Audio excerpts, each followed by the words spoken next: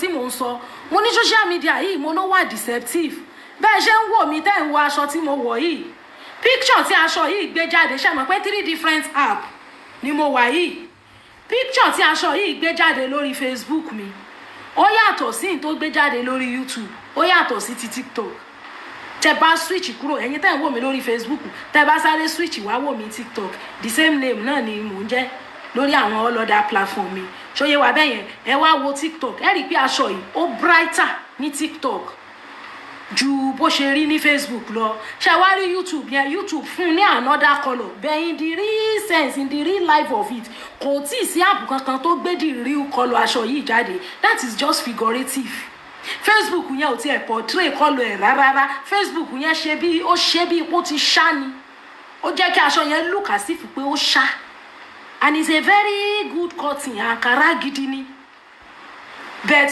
YouTube òun tó sì gbé brightness ẹ̀ jáde díẹ̀ Facebook TikTok náà ó náà ṣe bright díẹ̀díẹ̀ that is just a figurative expression of how social media is. It will not portray the true color, the true nature of anything for you. That's why screen is different from real life. That's why we see a lot of what I ordered versus what I got. A good person, social media can portray him or her to you as a bad person. And somebody that is very bad, social media will portray him or her as good. That is why we are all being careful on this cyberspace. Lady tó jáde tó ń bú aláàjì tó ń sọ̀rọ̀ sáláàjì lórí ọ̀rọ̀ yìí I want to be sure pé lady yẹn ò wo fídíò yẹn láti ilẹ̀. We that we are on cyberspace 3 different people send that video to me cut and join deni and most ibi tí wọ́n send sí mi ìbẹ̀rẹ̀ àwọn cut and join yẹn ibi tí aláàjì ti ń sọ̀rọ̀ fún ìyá yẹn pé àmúsì ìbẹ̀yìn kẹ́ ẹ̀bùn bàbá yìí kẹ́ ẹ̀yá bàbá ìyá àrá kan wọ́n ní wọ́n bùn gan wọ́n ní wọ́n bọ́rọ̀ wọn bẹ́ẹ̀ àwa tá a bá lọ wo ṣẹ́yẹn gangan lórí Oríyọmí Hamzat live tá a lọ rèé wò lórí péèjì wọn tá a wò láti bẹ̀rẹ̀ á rí wípé iye wákàtí tí wọ́n fún yá láti rojọ́ ọ̀pọ̀ ju tí wọ́n fún bàbá láti rojọ́ lọ a lè máa sọ̀rọ̀ kan lójoojúmọ́ ṣóyé wa but wọ́n ní since that day sef I'm thinking a lot about my tomorrow like seriously ṣóyé wa now somebody like me cut and join ni mo rí bàbá kan báyìí mo ti ṣe advertisement fún wọn rí bàbá yẹn send the video yẹn sí mi with 2 other people but cut and join ni ṣé mọ̀ wípé irú bí mo ṣe wà lórí live stream yìí orí live ni mo wà you can't fast forward it àfi tí n bá ṣe tán tẹ́ ẹ padà wá wò ẹ lè fast forward ẹ bẹ́ẹ̀ tá a bá wà lórí live wa lè fast forward so tẹ́ ń bá lọ wo ṣẹ́yẹn lórí page aláàjì gangan you will see how it happened in the sequential order kì í ṣe pé bóyá ibi tálájì ti ń sọ̀rọ̀ fún màmá yẹn ni wọ́n ti bẹ̀rẹ̀ ètò bẹ́ẹ̀ majority hàn tí hàn gé ibi hàn ti bẹ̀rẹ̀ gígé ẹ̀nu irú bí mo ṣe ń ṣe show yìí sìn ẹni tó bá fẹ́ screen record that person will start screen recording at the time tí mo sọ ọ̀rọ̀ tó fẹ́ gbọ́ níta àti tọ́ síwájú kò ní sọ sí now cut and join ẹ lè lọ cut fídíò ní middle kẹ́ gbé síwájú ẹ lè lọ gbé tiwájú kẹ́ sọ sáàrin kẹ́ wá gbé tààrin kẹ́ lọ jù sẹ́yìn nǹkan pé cut and join nìyẹn editing wọ́n ti edit ẹ̀ in fact recently somebody was telling me pé ẹnìkan gbé orí òun ó gbé sí bọ́dí èèyàn míì tí ó wẹ̀wù ó wá ṣe fídíò kínní rẹ̀ fídíò editing ẹ̀ ó wá send ẹ̀ sọ́kọ òun ó lọ́kọ̀ òun kàn wá rẹ́rìn wípé sótán ẹni tó bọ́ ṣe editing gan kò mọṣẹ́ AI lọ ṣe and the editing is not even you are still learning even though àwọn wá ẹni yẹn àwọn dẹ̀ gbé àwọn tì mọ́lé bẹ́ẹ̀ tọkọ òun bá jẹ́ ẹni tí ò understand the AI and video editing ó lè rò pé òun lòún wà nínú fídíò yẹn lóòótọ́ pé bóyá òun fi ara òun ránṣẹ́ séèyàn kan so bí editing ṣe rí nìyẹn they can edit you such that mouth rẹ máa move bí ẹni pé wọ́n lọ ń sọ̀rọ̀ kèésì ṣèwọ wọ́n ní I follow the program fully so I really understand the program very well of course so lady tó ń bú aláàjì yẹn she doesn't I'm very sure she does not watch that program from the beginning to the end cut and join ló wò because reason tí mo fi sọ pé cut and join ló wò ni pé ó ń sọ pé kẹ́nìkan send number ìyá yẹn sóhun òun àwọn máa go to court tí ìyá ń bá ìlọ kóòtù ó máa lose flat ni don't if you know that lady screen record this place send to her if she dare to take that woman to court in the name of pé òun fẹ́ lọ gbìjà ẹ̀ you are going there to go and bat tota ya yẹn jẹ́ yan ni. má mú lọ kóòtù o tó bá ìtẹ̀ kóòtù she will lose flat. Ó máa lose flat ni because receipt tó kọ́ lélé lórí orúkọ bàbá níbẹ̀. Ẹni tó sì nílẹ̀ ló nílé lábẹ́ òfin. Ẹni tó nílẹ̀ bí ìjẹ́ ẹ ṣe ń sà ẹni tó nílẹ̀ òun ló nílé lábẹ́ òfin. Ṣé ẹ mọ̀ wípé ẹni tó bá fẹ́ ṣe tí ò dáa, you see, you lie consciously but you tell the truth unconsciously. Ẹni ó bá fẹ́ purọ́ yọ package ẹ̀ ni consciously ló máa sọ, bẹ́ẹ̀ ìgbà tó o bá fẹ́ sòótọ́ òtítọ́ yẹn máa jáde unconsciously. Mr. BJ, thank you for the roses. Ìgbà tó kó dọ́kúmẹ́ǹtì wá ságídígbò ó kó wá ságídígbò láti wá discredit bàbá. Unfortunately for her, kò mọ̀ pé lára document tó ń kó wá receipt ilẹ̀ tí wọn ò tí ì change orúkọ ibẹ̀ lára document yẹn. So if you dare take that woman to court to go and get justice, that justice will be in favor of bàbá. Pátápátá wá ní ó yá lọ gbélé rẹ kúrò lórí ilẹ̀. Ẹni tó nílẹ̀ ló nílé and receipt dẹ̀ ti proof pé bàbá ló ra lẹ̀. So ẹ má wulẹ̀ sọ pé you want to gbìjà anybody. Don't disturb yourself. Then concerning the fact that ń sọ̀rọ̀ ṣé Alhaji ló gbéra wọn lọ rèé báwọn bàbá yìí nílé pé ẹ dákun kí ni ṣẹlẹ̀.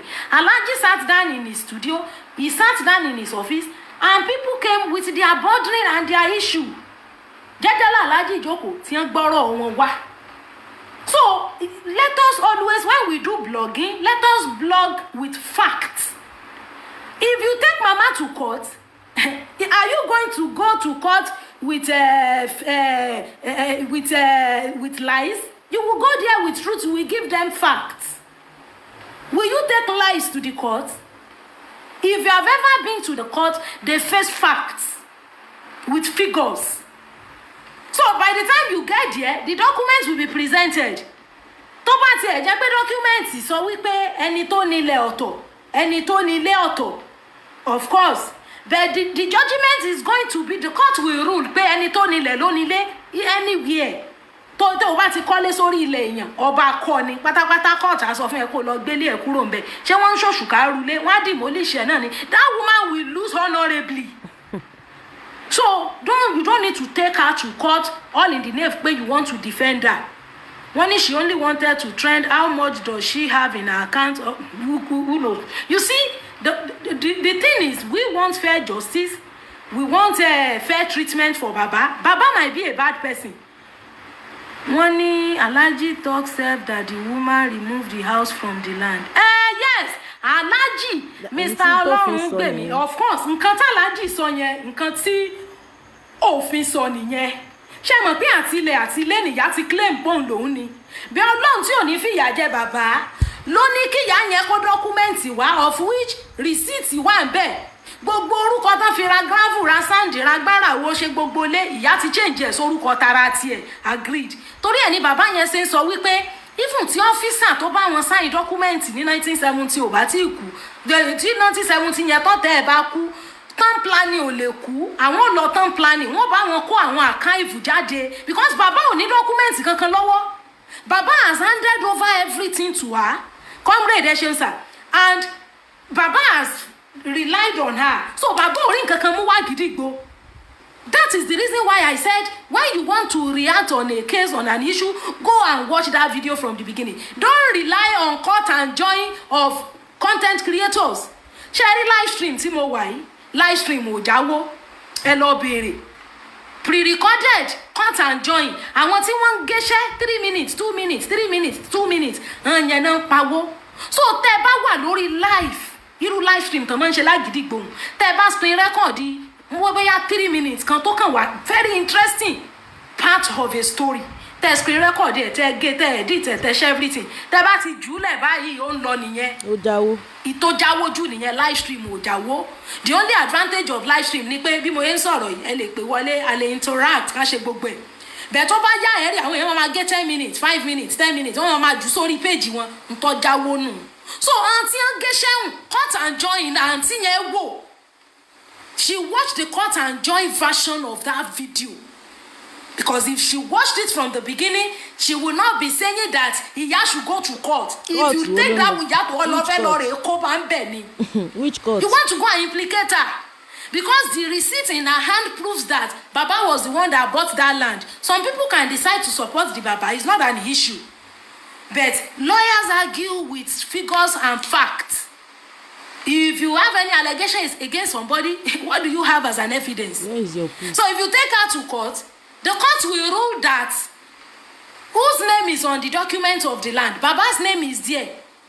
Baba go mọ̀ pé there is another receipt in the hand of Iya torúkọ òun ṣì appear torí gbogbo all other documents Iya ti change sorúkọ tara tiẹ̀. So ẹ jọ̀ọ́ ẹ má take Iya lọ sí court o. If she goes to court, it is well ni o. So now, most of our mothers will still wait until the old age. Ìyẹn is no longer a news. Virtually 80-85% of wives are waiting for old age to punish their husband. Ìyẹn ò ṣe news mọ́. Men should be very careful when they are living their life. So that is just it. The Baba fed anyway, shame on. How? Bí báwo anyway, is this what you are? So òun ni answer. So now I was now like, see, somebody has supported him with that amount. Of course, we don't know what Agidigbo is planning for Baba. Probably they also want to support him as well, or they want to make sure that at least he gets a place for him to be sleeping.